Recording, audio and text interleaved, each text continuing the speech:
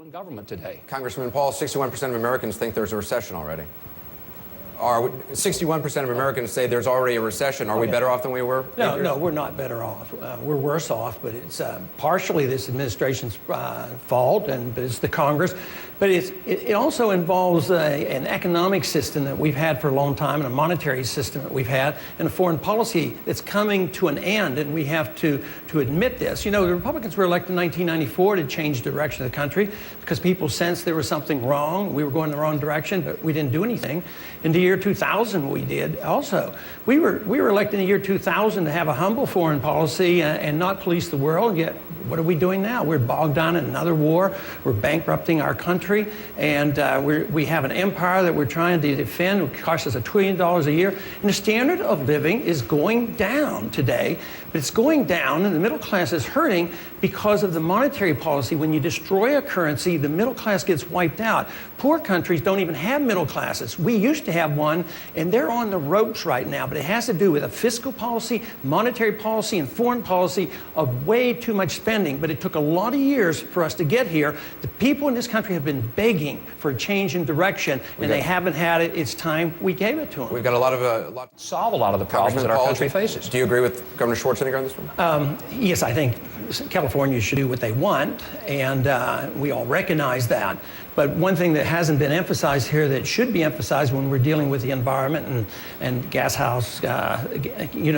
greenhouse gases is property rights. We neglected during the Industrial Revolution property rights, and governments and big corporations got together and colluded, and that's what has to be reversed. You have to emphasize the property rights. But I would like to take 1 minute, since I didn't get a chance to answer this discussion on conservative versus liberal. We're going to have, I promise you, you're going to have another opportunity to do that.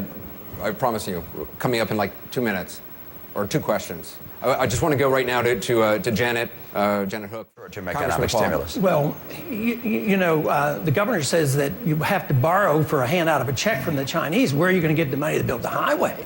Same old thing. You know, we have a foreign policy where we blow up bridges overseas, and then we tax the people to go over and rebuild the bridges overseas, and our bridges are falling down and our infrastructure is falling down.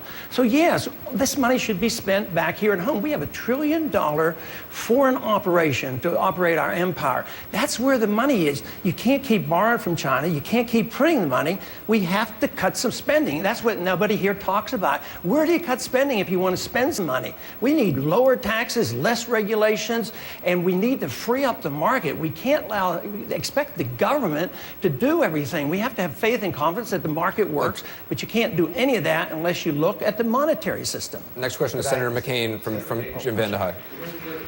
We're staying on the economy here. As you to stop.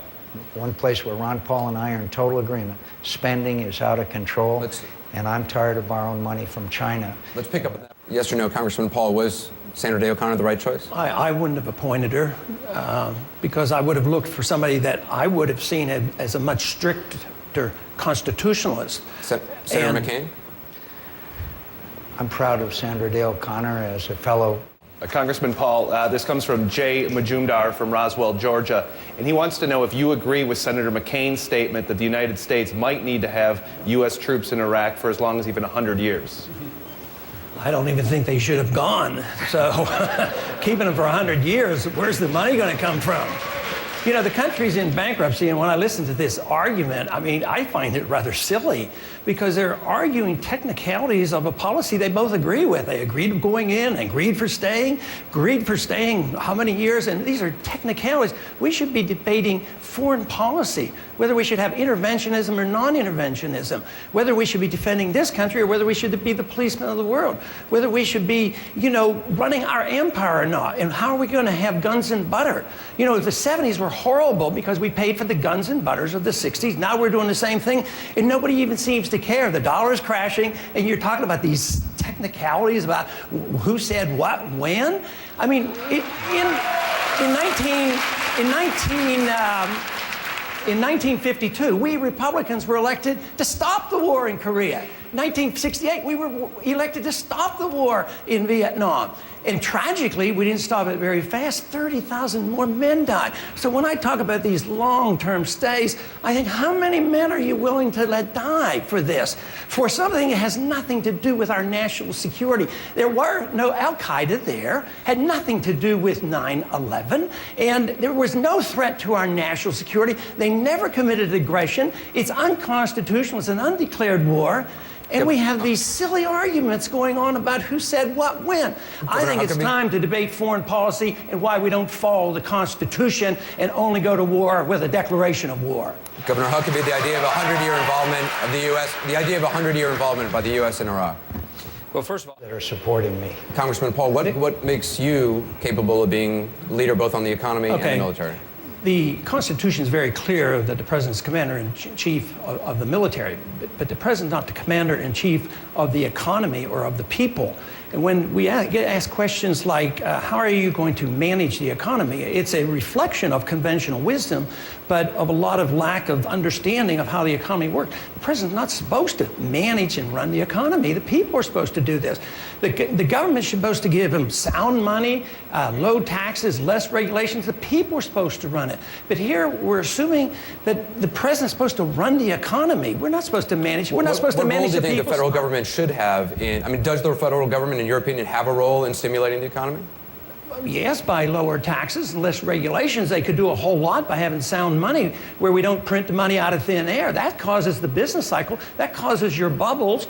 We're always dealing with the symptoms and the disease and never saying, how did this come about?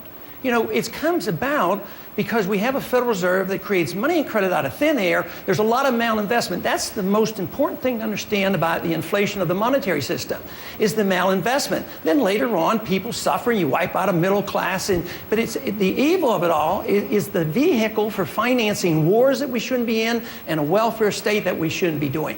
So yes, we have a role to play, but it's a negative role. We want the people to be free. We don't want to manage the people and tell them how to live. And we need a commander-in-chief. But the most important thing on it as a commander-in-chief is not moving troops around as much as it is having a wise foreign policy that doesn't get us involved in so many things, and we get trapped and we linger. Year after year, we've been doing this for so long. Yep. And I like President Bush's argument that we have a humble foreign policy when he ran in 2000 and that we not be the policeman of the world. Governor Huckabee, Congressman Paul?